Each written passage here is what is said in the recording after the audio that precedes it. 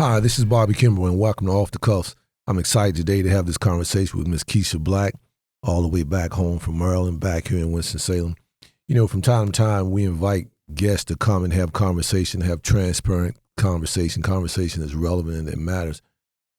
So I wanted to invite Ms. Black to the Off the Cuffs to have conversation and to basically just have a conversation about what's happening in our community, some solutions, probably some collaborations, and anything that we can do to move the needle forward to basically enhance our community. So welcome to Off the Cuffs, Ms. Black. Thank you. I watch this podcast a lot, so I was already familiar, of course, and I thank you for this opportunity to come and speak with you. Well, I appreciate that. So what we always like to do is when we invite guests, we like guests to basically share with the audience, you know, well, you and I have been talking prior to the mic, so I know who you are. I know some of your family members, but share with us who Miss Black is, Kisha is, about yourself, and anything you want to share with us. Well, basically, I am a former Winston-Salem resident. I relocated to Maryland. I'm a mother. I am a friend. I'm a business owner.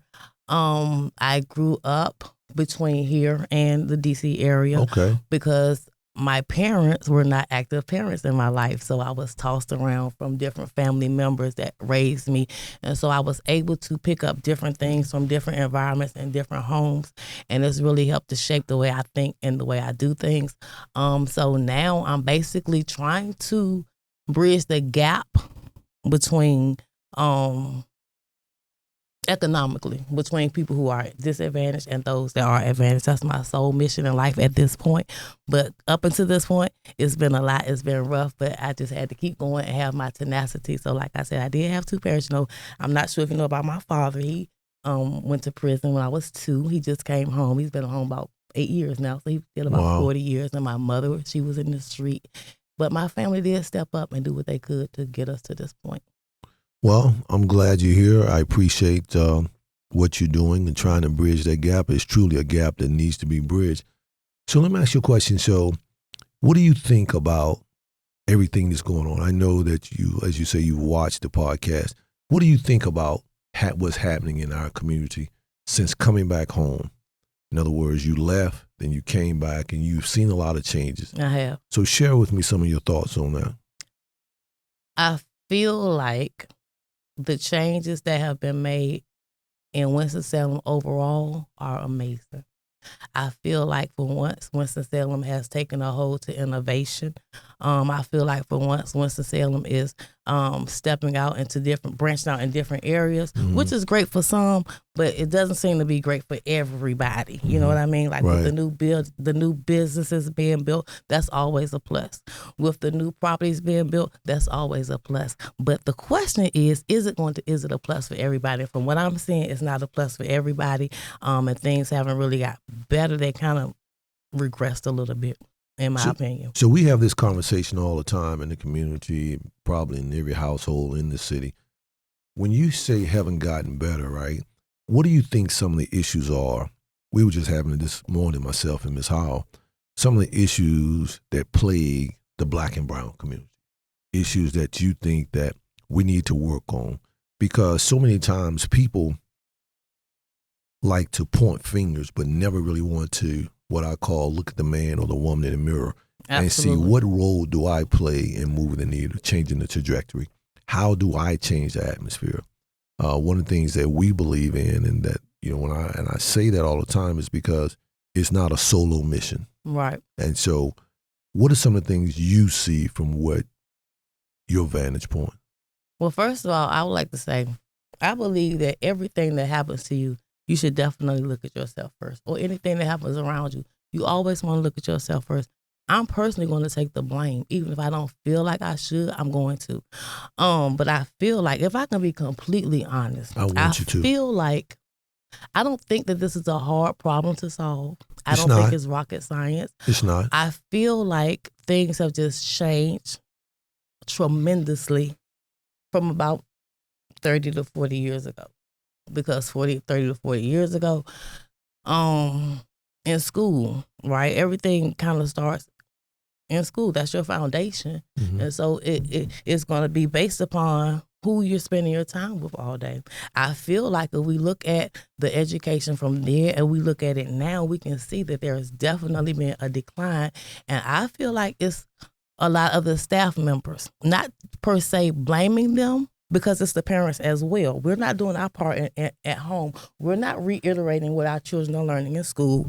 We don't, when I was coming up, like I said, I was able to live in different environments, but this one particular aunt that I lived with, she had this belief, and she told me that wealthy people have large libraries, and broke people, they have large televisions in their home, right? So we don't read anymore. We're not educating ourselves anymore. And so that creates a bigger burden for the educator.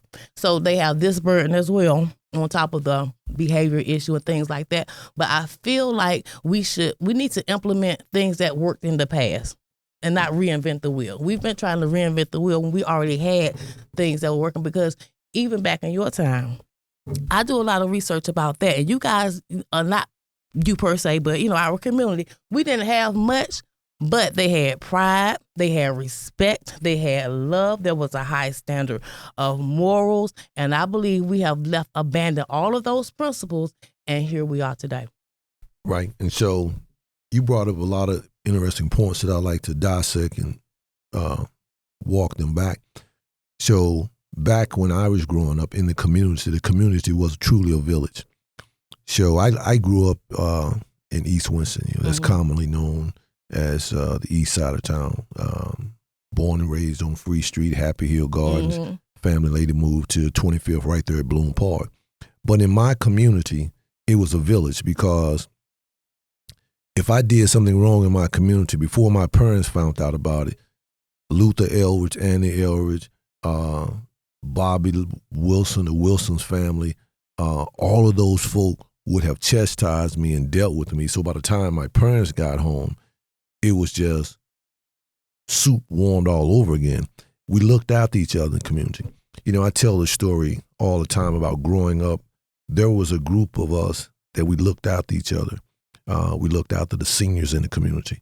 We looked after one another. It wasn't going to be any tomfoolery in our community. And so we have lost that sense of community, that sense of ownership. And so when I look at that every day as the sitting sheriff, I look at so many issues that are happening in this community.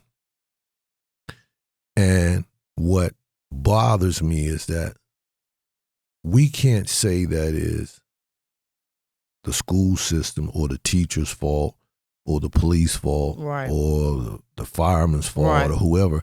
We've got to take some ownership in our own household. I truly know what it's like being a single parent.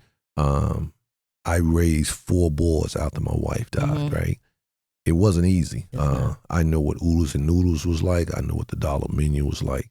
I haven't always looked like this or had this. And that's why I'm grateful every day to what God has done and transitioned me.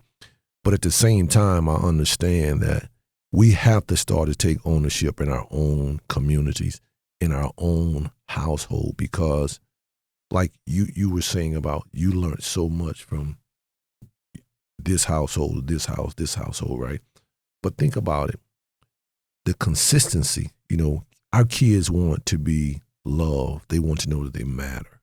And so every day I'm trying to figure out, how do we change or go into the community and restore that sense of community? How do we go back and give the people in that community skill sets? Because you got babies raising babies now. Yes. I joke a lot, and I say that our children don't have their grandparents anymore. Because, when I was coming up, because I'm almost 50, so I was there. I saw what happened then. I saw the transition.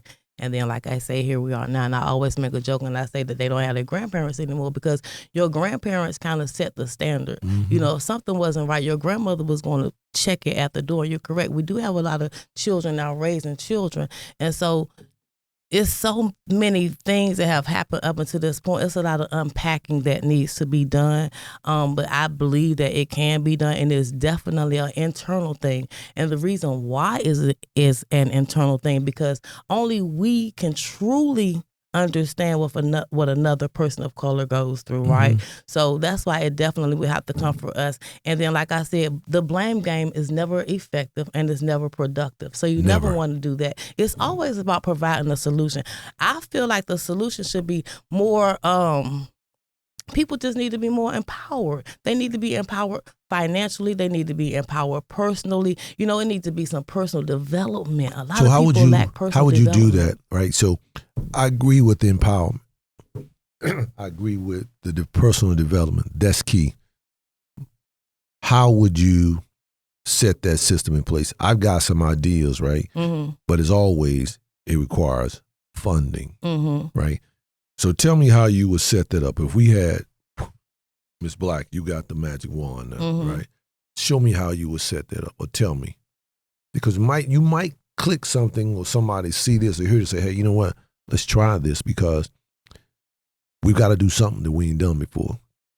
What I would say is, first of all, I think that it should be the people who are selected to lead these people need to be a certain person with certain qualities, not necessarily credentials, not necessarily high level degrees, but a qualified individual is someone who cares from the heart. Because remember, when things were working, it was more so working through love. We didn't have a bunch of But how would you come up with these people? How would you vet them? How would you select them or elect them? I'm not sure how you would do things, but if you did some type, however you would market it, to put it out there, to even have some candidates to choose from, right?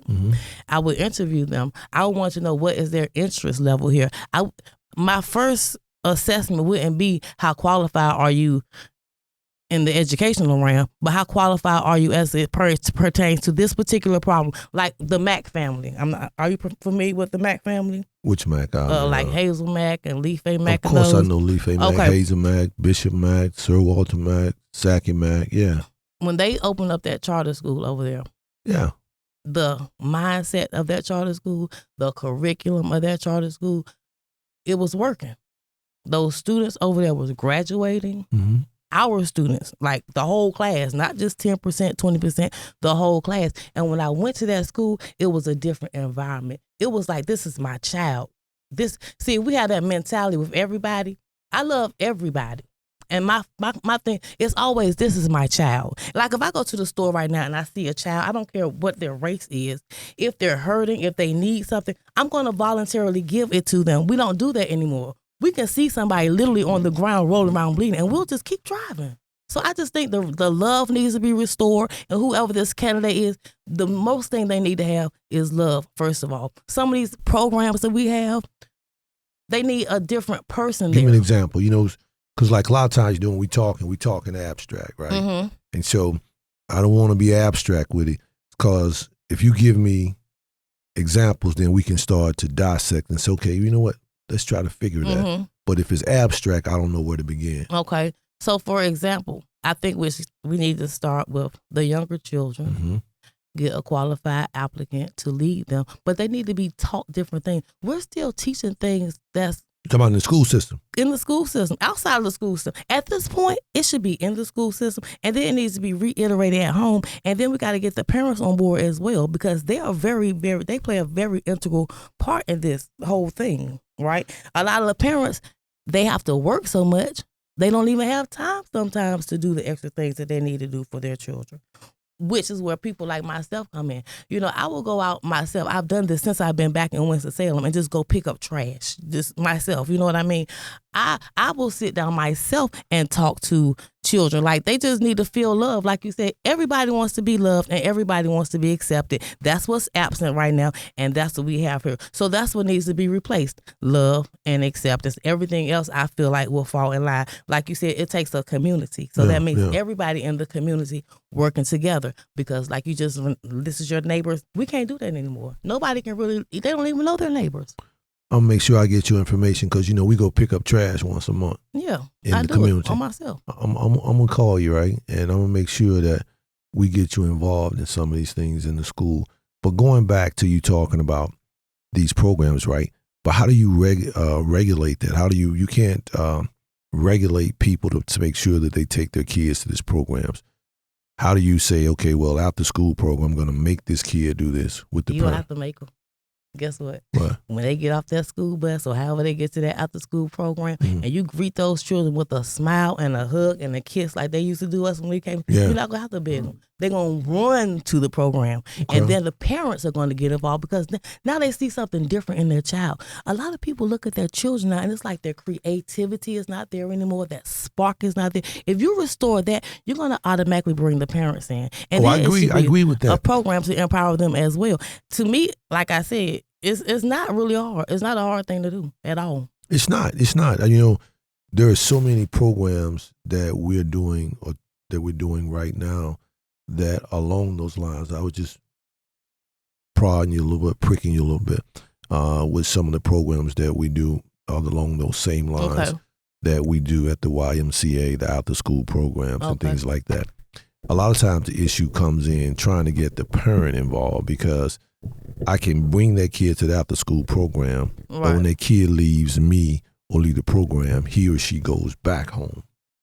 Right? Okay. So we got to get the parent involved. It has to be from a holistic point of view. It does. Right? It does. Yeah. So I like that. I like that. So how do you think we need to, like the gun violence? You see the gun violence we're having now? I do. What do you think about that? What I think about the gun violence is, first of all, these guns are too easy to get. But because, again, they don't have anything else to do. So if you don't have anything else to do, you're not making any substantial income. Mm-hmm. You're not busy. You're idle, and then you have access to all these guns and drugs, and then you listen to the media. You see all these videos, and you see all these things. And one thing I know about boys is that they have to emulate something. They're going to emulate whoever or whatever is around them. So if they're being raised by this new gang culture, then of course that's what they're going to emulate. And then we're giving them the tools that they need to carry it out. I don't think it's a hard thing. No, I don't think they maliciously are going around shooting people. No, I believe that they've been mentally indoctrinated with too much negativity, and I believe they have access to. We didn't have access to those things. Our children are exposed too much. We didn't see all that stuff on TV. They didn't cuss on TV. You didn't see naked bodies on TV. It's a lot of things. The television has played a major role in what's going on right now. If we are honest, between the television and the radio, it has a lot to do. So like I said, it's a lot of unpacking that needs to be done. And that's why it has to be people who really have it in their heart. I have this in my heart. I wake up with this and I go to bed with it. Like I'm always constantly thinking of another way that I can empower. I'm up learning. I'm constantly learning because I know other people don't have time to learn. They don't have time to implement a new strategy that they come up with. Do you understand what I'm saying? Because they're so busy trying to just pay their bills, just to do minimum things. I believe if we just expose them to a little bit more, give them a little bit more love and care, like you said, back to the community, everything was going to fall in place automatically. I like that. Okay.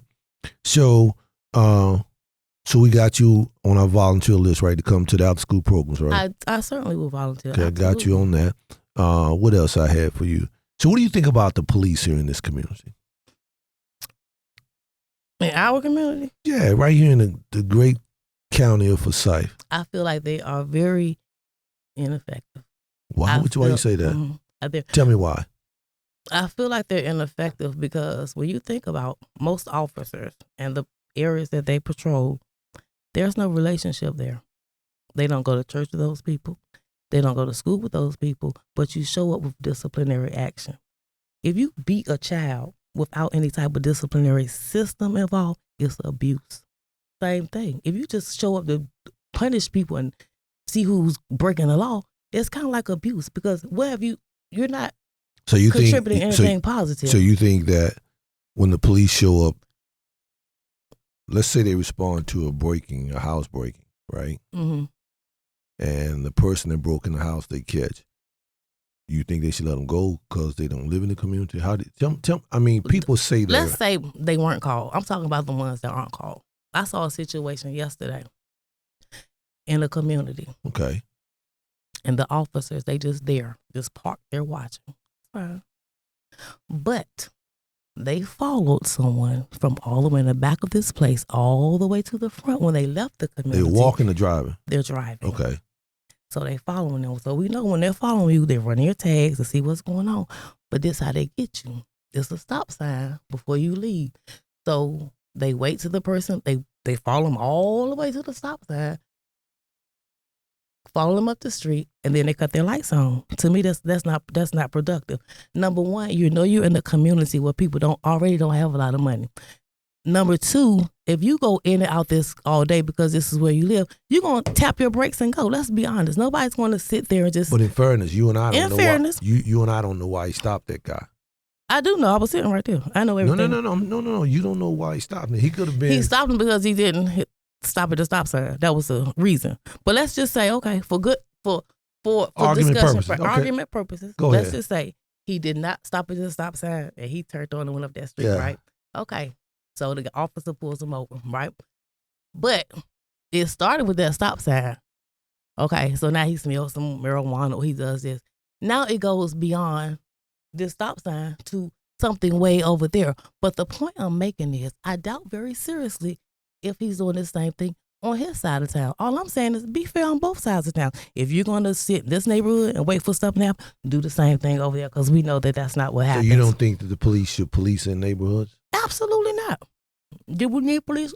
Do we need I'm them? sorry. Did we need police when we were coming up? Do you think we don't need police I don't in think our we need society? to be policed. No, we need police probably in the society, but our communities don't need to be policed. No. So what do we do when things happen in our community if there's a dispute or is there something happens? What do we used to do? Call the police.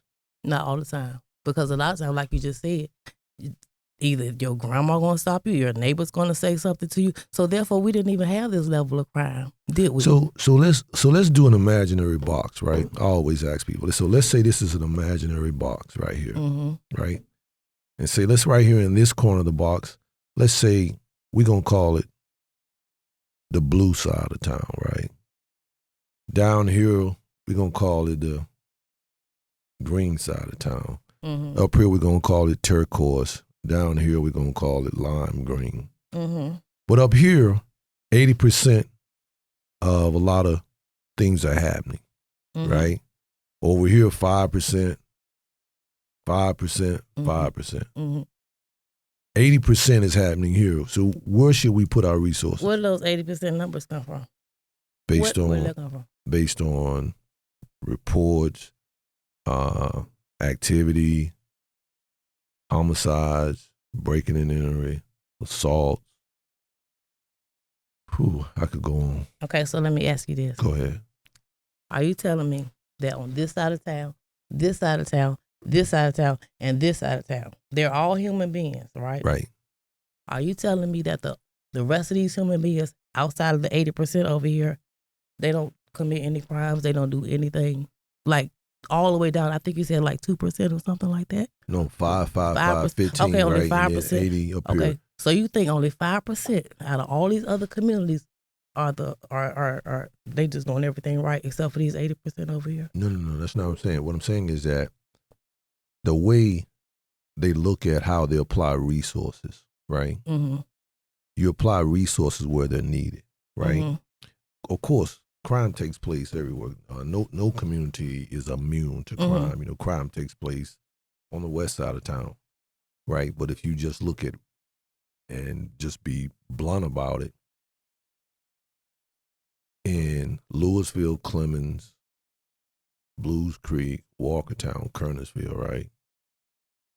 In 1 year, you might have, on a bad year, 5 homicides. That's a bad year, right?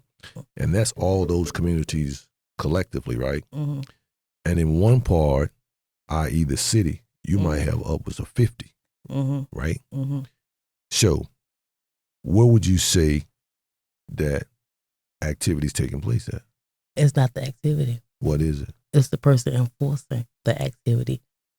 Only 5%, only 5. No, I'm talking about homicides. When you say homicides were actually reported, that actually went that far to make it to the reporting board. Right. Do you understand what I'm saying? Yeah.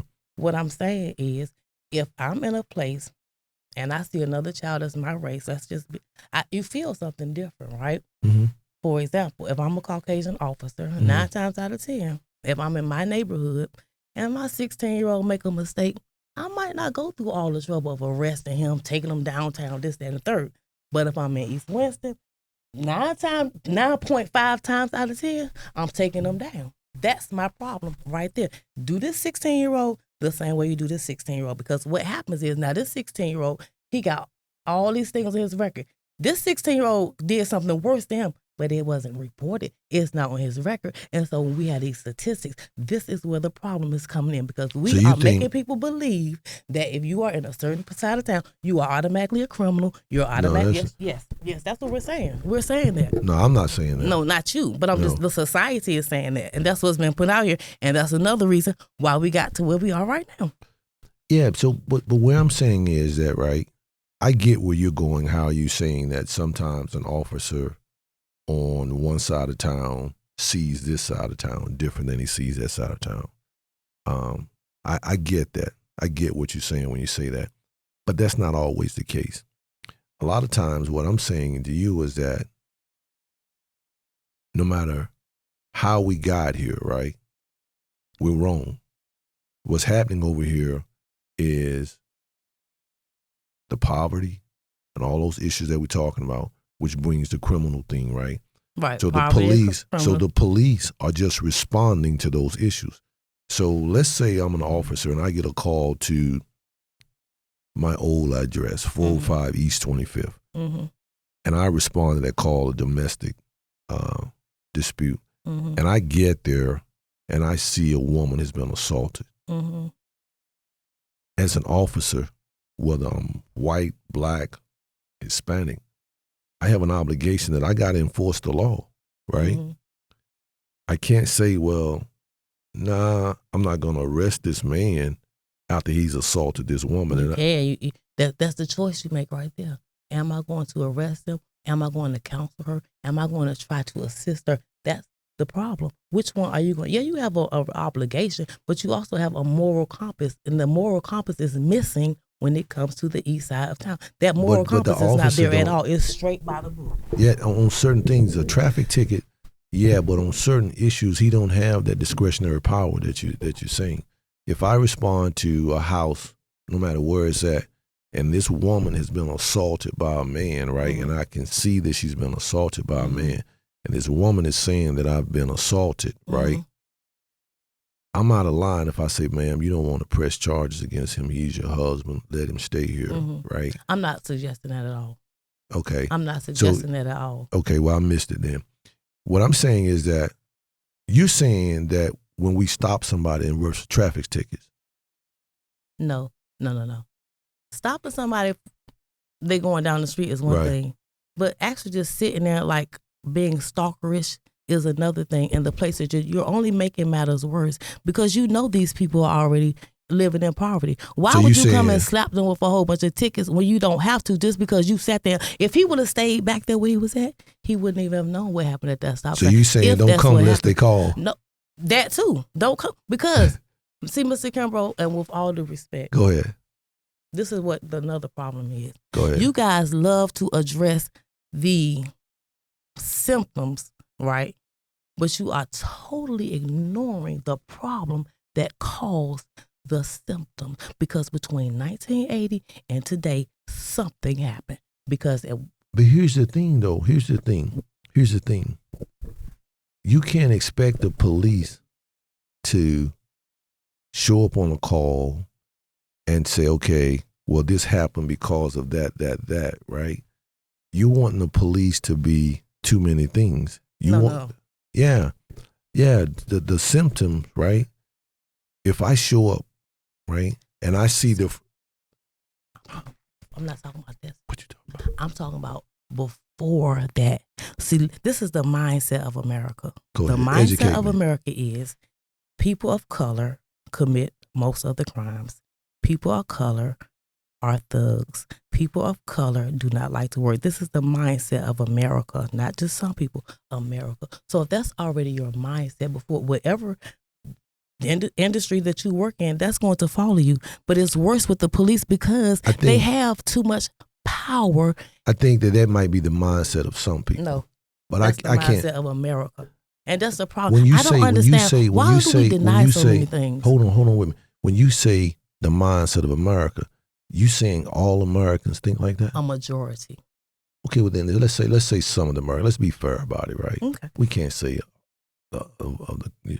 I would agree with you that in some spaces, in some people's head, they think that, yeah, I'll give you that. But I don't think that all of us think like that. Let me tell you something. I have a lot of Caucasian friends, right? And I talked to one of them specifically. I asked 5 of them, and they all told me the same thing. What'd they say? Now, when it comes to our community, they can give you the laundry list of our problems. Every single one. I said, well, what's the problems in your community? Guess what they told me? We don't have any. All of them said that. So if you feel like you're not the problem, you feel like you don't commit any crimes. When you do a new gun law or whatever, you know that's specifically geared towards certain people because you don't feel like you commit crime. So therefore, anything you speaking in reference to crime is for this specific people that you feel like only commit crimes because in your community, you don't have any problems. Yeah, those people, they kind of shallow if they said that because we have problems in this whole society, right? This society we have problems. I think that we've become so divisive in our society. Absolutely. That's creating a problem. Absolutely. But when I look at it from a law enforcement perspective, right? When I look at a situation, I try to understand why is this problem happening, right? And so addressing the root rather than just keep looking at the fruit. So when you go see a doctor, right? Right. And you coughing. Right. He don't diagnose that cough, does he? He basically tells me why I'm coughing. But he gonna ask you some questions. He wants to know the history before the cough. He want to know what medicines you taking, where have you been exposed to. We are totally ignoring the history of how we got here, and we want to keep talking about the how we got here part. But you cannot talk about how we got here without addressing the history. Because see, if people knew the history, we wouldn't have got here because they wouldn't have allowed it to happen because they would have known better. But because we they know don't how know we got better, here. Trust me, we just had this conversation this morning. We can't. Yeah, we talked about how we got here this morning. I think again, I was saying me and Ms. Howell was talking about the issues, how we got here. There are social issues that we have yet to address that causes. Go ahead.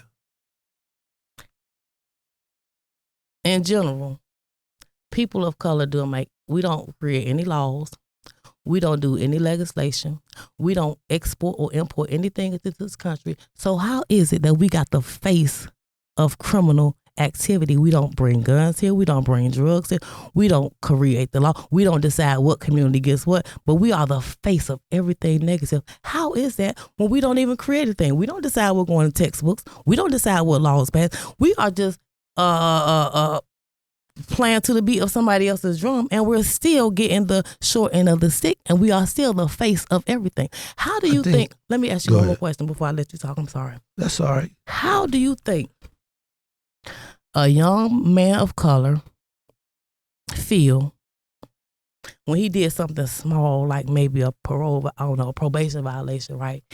He could possibly either go to jail forever, he might get good, anything could happen to him, right? But when he turned on the news, he see a Kyle Rittenhouse who went out and just cold-bloodedly murdered 2 people, and we as Americans have called him a hero. We've made him a millionaire, and we put him on a world tour. How do you think that little 17-year-old feel? This man killed 2 people. He ain't even do nothing but violate his probation. These are the disparities. See, we want to act like one is too many. I can tell you how black. One is too many. I can tell you how black men feel. I'm a black man. Okay. Let me show you how this black man feels, right? And I got 7 black boys, right? So here's what I tell my kids, right? And I ain't gonna sugarcoat it, is that I know that I'm black in America. Mm-hmm. They know that they're black in America. Mm-hmm. I know that there are times when things are not gonna be fair, and I know that things are not gonna go in their favor based on skin tone. Right. I know that. I'm a realist. But at the same time, because so much is happening around me, don't mean I got to be a contributing factor to it. Absolutely. So what I tell my kids is that America don't dictate who I am. Absolutely or what I'm capable of, right? So I'm not going to go out here and feed into what someone or some right. portion of society say that this is what I am. Exactly. Right? So where I'm going with it, back to the thing about law enforcement is that, and back to painting this brush so broad, and that's where we go wrong at, right?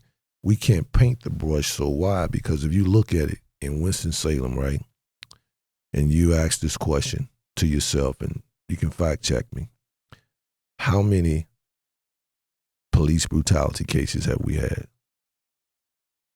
How many police shootings have we had in the last 2 years in Winston? I'm not sure. I don't know. Let's narrow it down to 1 year. How many unjustified police shootings we've had in Winston? In Winston-Salem, I don't know. I wasn't here. I just got back. I don't know. 0, right? Mm-hmm. So as it relates to law enforcement, I think, and I can honestly say this, and I think I'm qualified to say this, I've worked in a lot of states.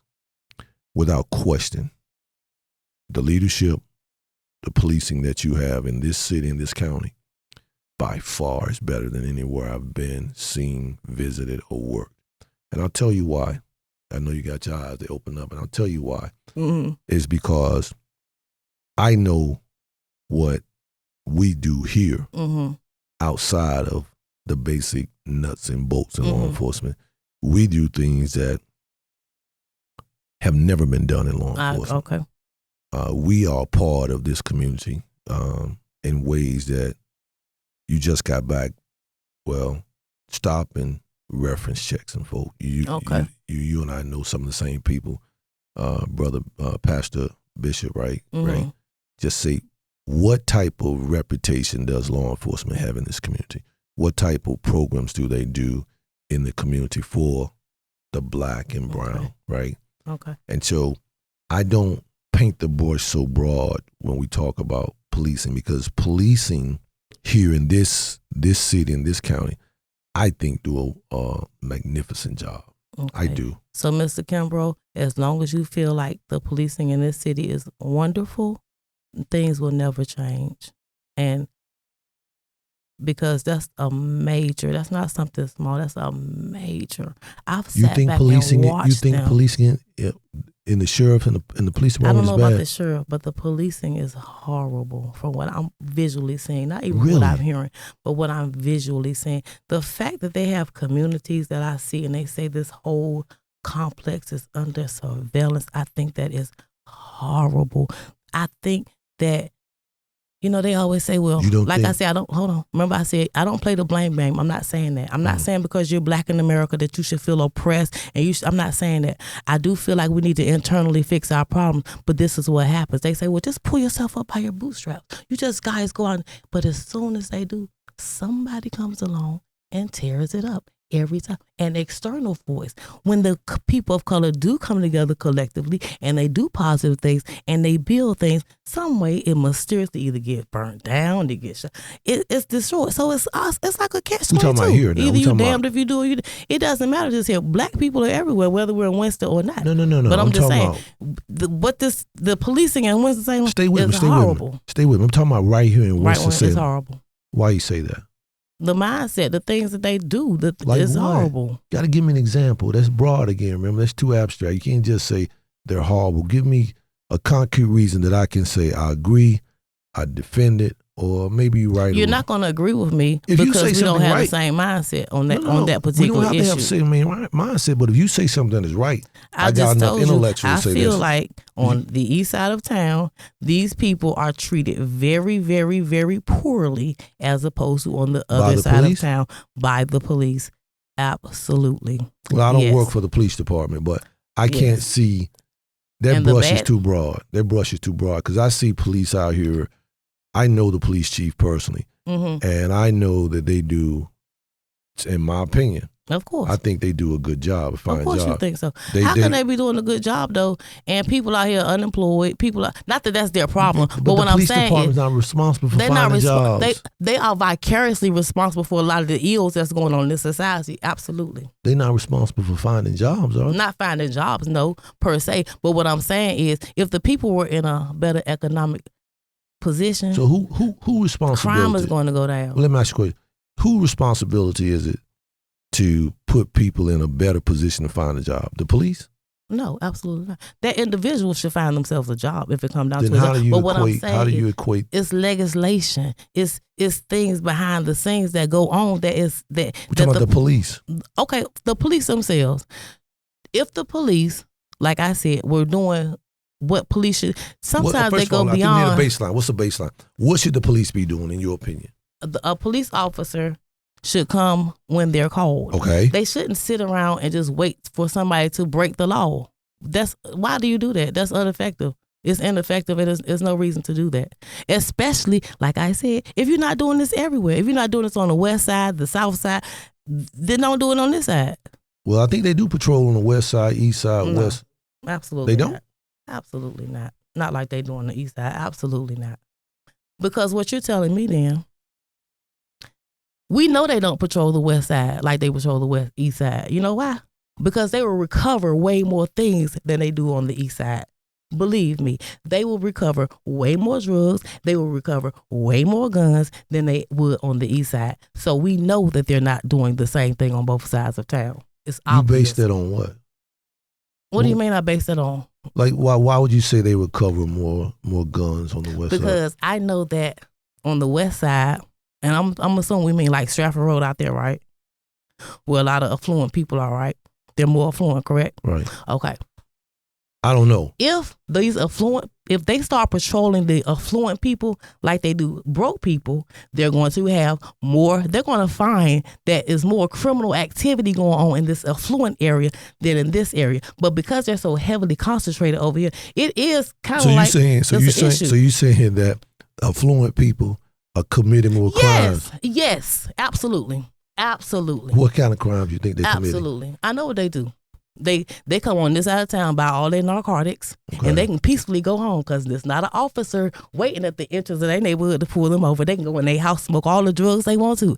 They can do all this because no one's standing there watching them. But you can't do that on the east side. You can barely walk probably to the CVS without an officer about to see you did something wrong and just jump out and nab you. But if they did that on the other side of town, they would find that it's more things over there. So you think they'll find more drugs on the west side of town? Yes. And what about guns too? You think they find more guns? Yes. But so if you let's say for sake of argument, on the west side of town, I legally go and buy as many guns as I want, right? Mm-hmm. And as long as I'm not shooting or killing nobody, I haven't done anything illegal, right? Mm-hmm. So do I have the right to go take their guns? No, you don't have the right to go take their guns. So that's that mindset. So stay with me. That's that American mindset. So stay with me. So if I can afford to buy as many guns as I want, right? Legally, right? Legally.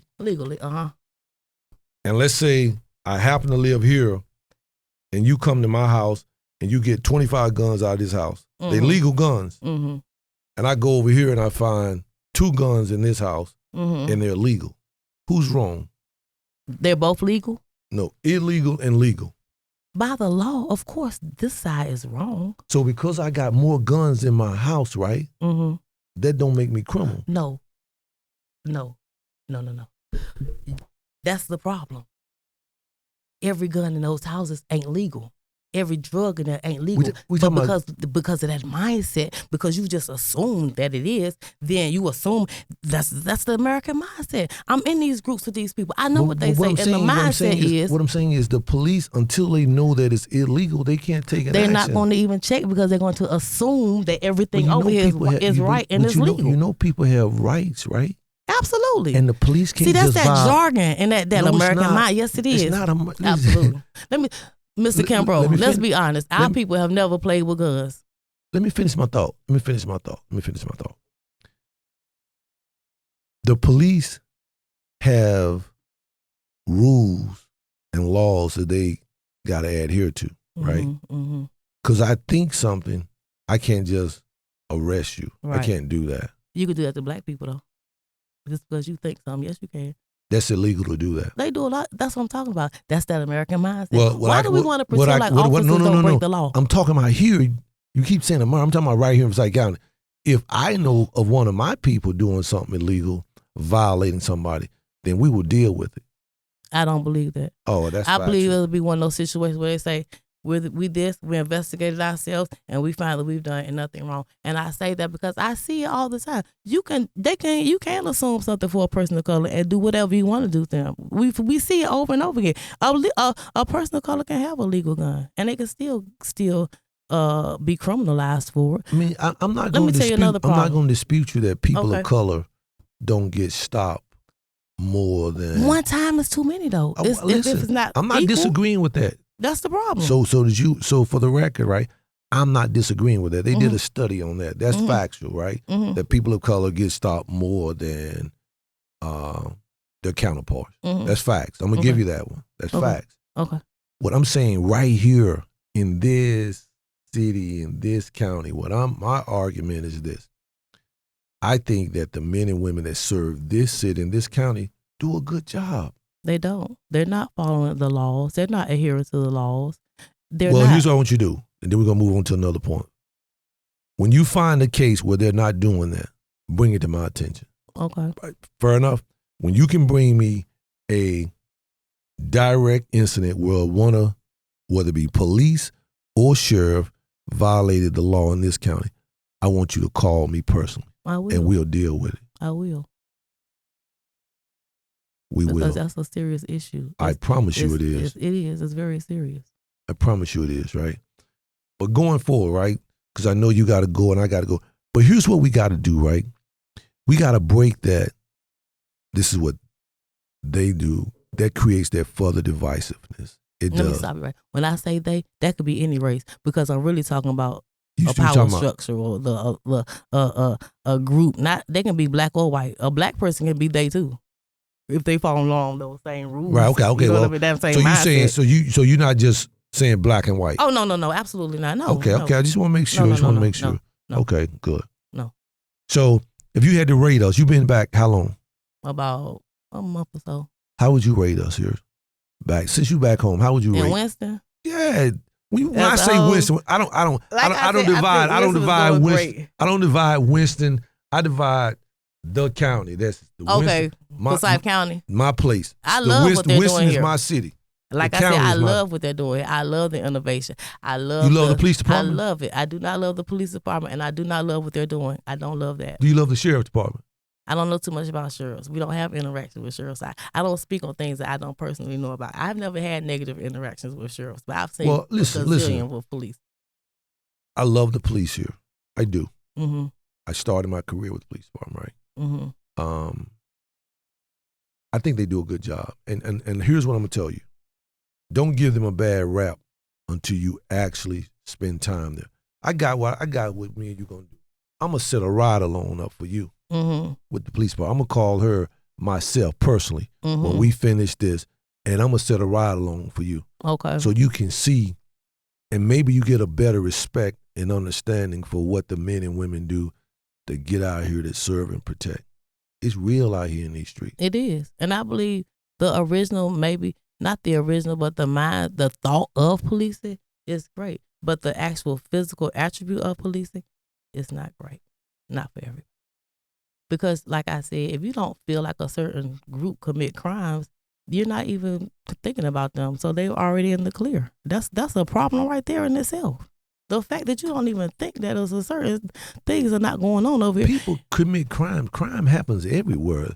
We know that, but that's not what we push. But that's not what we project. From the White House to the liquor house. Let me ask you something. Speaking of the White House, if those were brown and black people at that white, the things just wouldn't have been the same. That's all I'm saying. Let things just be equal so everybody can move in together. That's all I'm saying. All of us, white, black, Hispanic, Asian, we should all just be on the same page.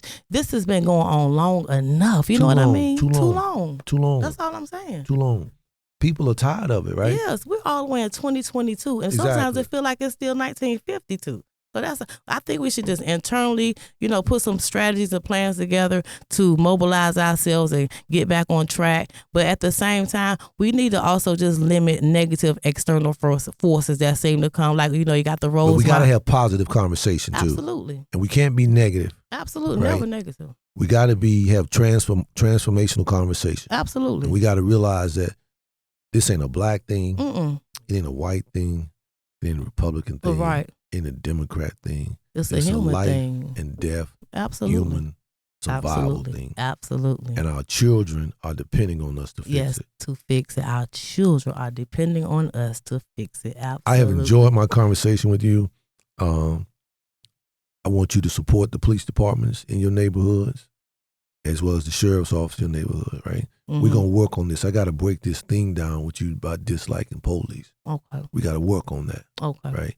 Because at the end of the day, when they take the uniform off, they're human beings. Absolutely. Like you saw those deputies when you came through, right? Mm-hmm. They look like they could be your sons, right? Yes, great guys. You see what I'm saying? Yes. Yeah. And I love that. Right. And so we trying to, create a environment where it's all hands on deck. We all in this together. Right. If you accomplish that, then that. Well, we're going to do that. We're going to do that. We're going to do that. I'm going to give you the last word before we take it home. Okay. So anything you want to say about what you're doing in this community, your business, empowering people, whatever you want to do, you got it. First of all, I appreciate the opportunity to come speak to you, Mr. Kimbrough. Like I said, from what I say, I have great respect for you. I appreciate the staff. You guys have been great. I look forward to working with you to maybe bridge some gaps in different places. And yes, I am an entrepreneur. I am a serial entrepreneur. And I usually have things for just about everybody, so people can always reach out to me. I'm a wealth of knowledge. I am a walking resource. I know a lot of information. So I have things that I can empower people with too, that I do actually by myself. Like I don't go and solicit the help from organizations. I do these things out of my own pocket. My motto is, if you see somebody hungry, you don't have to call crisis control. Go on your refrigerator. If you see somebody need a ride, you don't have to call them, give them a ride yourself. We're so afraid of each other. Like we won't even offer nobody a ride anymore. Like it's little things like that I feel like that can increase into bigger things. But that's who I am. I'm a doer. I'm not just a talker. I'm a doer. So I'm going to also go out and do my part as well, even though it's not always easy. But when you got a heart for something, it doesn't matter if it's easy because you're going to see it through to the end. And that's what my heart is. Well, I enjoyed talking with you. It's been a pleasure. Thank you. Been very interesting. And it's what we always say, sometimes in life we don't agree, but we disagree respectfully, and Absolutely. I have enjoyed this conversation. Absolutely. I'm looking forward to getting you that ride along with the police department. I'm looking forward to you being a part of some of the things we're doing in the community, and welcome back home. And again, thank you for being here with Off the Cuffs. I want to thank you all for joining us. I love the support you do this community, the love the support you show the sheriff's office and all of us that serve and protect every day. Have a great rest of your week.